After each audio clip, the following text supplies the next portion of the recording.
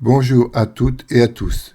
Nous allons nous pencher sur le mystère d'Adam et Ève. Ont-ils existé tel que la Bible le narre? Selon la Bible, Genèse, chapitre 2, paragraphe 21, Dieu créa l'homme. Enfin, on va dire l'être humain. La femme est un sous-produit dès l'origine de l'humanité, comme chacun sait, et a elle-même bien des occasions de le découvrir en tout pays. Dieu la fit venir de la 7e côte d'Adam. Vous trouvez cela fortement ridicule?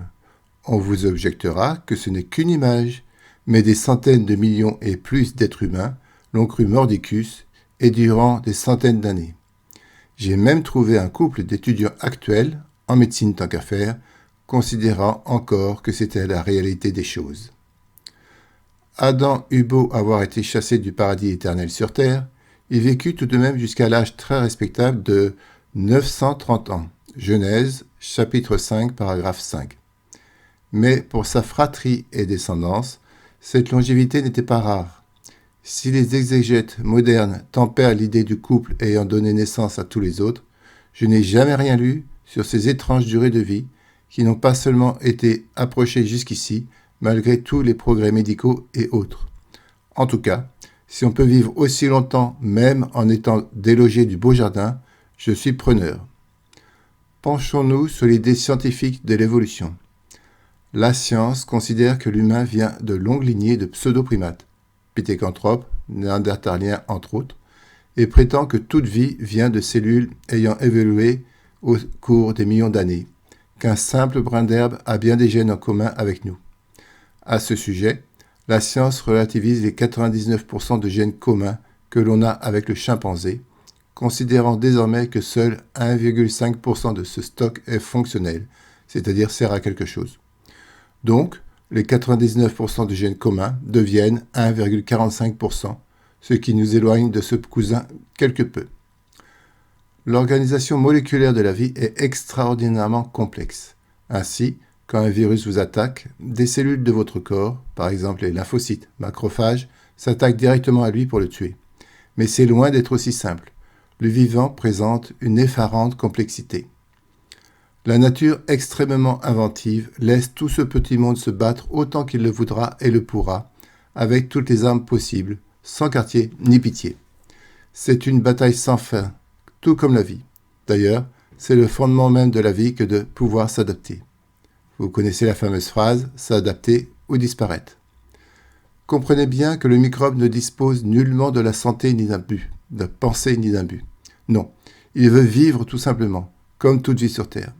Simplement, il se réplique et de temps en temps, le virus ou bactérie peut ou non mieux attaquer et s'adapter à son environnement. Cela relève du pur hasard. Et nous voici donc au cœur de l'évolution des espèces, de l'apparition de l'être humain qui a surgi par hasard, voici bien longtemps, d'un simple microbe, ou encore moins, que la vie a créé. On est loin, très loin de l'histoire d'Adam et Ève. Mais cela me semble infiniment plus vraisemblable. Comment comprendre une telle complexité? Une telle complexité dans la vie ne peut qu'amener à se poser des questions sur l'origine du monde. Et pourquoi pas un Dieu alors? Car la science est incapable, pour l'heure en tout cas, de comprendre l'origine de l'univers. La Bible est considérée comme la racine de toutes les croyances. Cela est vrai si on considère son nombre d'adeptes, mais pas si on regarde les relations des autres peuples et cultures au divin. Nous allons en passer quelques-unes en revue. Il est à noter que dans pratiquement toutes les cultures du monde existe la création des êtres de façon surnaturelle, à partir de bois, cendres, terre ou autres, tant l'imagination débordante des cultures s'attelle à trouver raison à l'inexplicable. Par exemple, des légendes noires africaines racontent que Dieu, ou autre appellation autochtone plus divertissante, a pris de la terre, la modela sous forme humaine, puis la cuisit, pour la solidifier bien entendu. Il dut s'y reprendre à 3 fois. D'abord, pas assez cuit, l'être eut une couleur jaune, les Asiatiques, vous l'avez deviné. Puis, la mettant au feu trop longtemps cette fois-ci, il en tira un être blanc, Berk, la vilaine chose laide. Enfin, la chauffant à la bonne durée, il eut l'homme noir, donc parfait. Comme l'on dit, on n'est jamais prophète que dans son pays. Voici brièvement quelques autres mythes de création divine de l'humain. Dans la mythologie égyptienne, d'il y a 4500 ans. Osiris est tué par son frère Seth par jalousie. Isis, la sœur et l'épouse d'Osiris, rassemble les morceaux du corps de son mari et le ramène à la vie. Ils sont souvent considérés comme les premiers souverains et les parents de l'humanité. Dans la tradition hindoue, Manu est le premier homme. Il survit à un déluge divin en construisant un bateau et sauve avec lui les 7 grands sages, les animaux et les graines de toutes les plantes. Dans la mythologie chinoise d'il y a 5000 ans, Nuwa est une déesse créatrice qui façonne les premiers êtres humains à partir de boue jaune.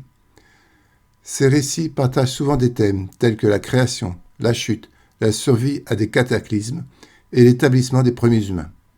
Chaque culture a ses propres variations et interprétations de ces histoires, offrant ainsi une diversité de perspectives sur les origines de l'humanité. Elles nous paraissent parfois désormais pour la plupart plutôt baroques. Mais si on réfléchit un peu, pourquoi un dieu du tonnerre serait moins crédible que celui chrétien, par exemple? Oui, le second fait partie de notre culture. Nous en avons été baignés depuis notre enfance, et ceci a forgé notre cerveau, acceptant le plus souvent cette idée sans plus en discuter. Il est vrai que désormais, on sait que le tonnerre, toutes les manifestations de la nature, relèvent de processus purement matériels. Alors, on ne croit pas en tous ces dieux païens, par exemple. Mais cela n'empêche pas un grand nombre d'entre nous de croire en d'autres mythes, tels que notamment celui d'Adam et Ève, du buisson ardent qui brûle sans se consommer, ou de Jésus, homme-dieu, issu de l'Éternel. Et vous, y croyez-vous ?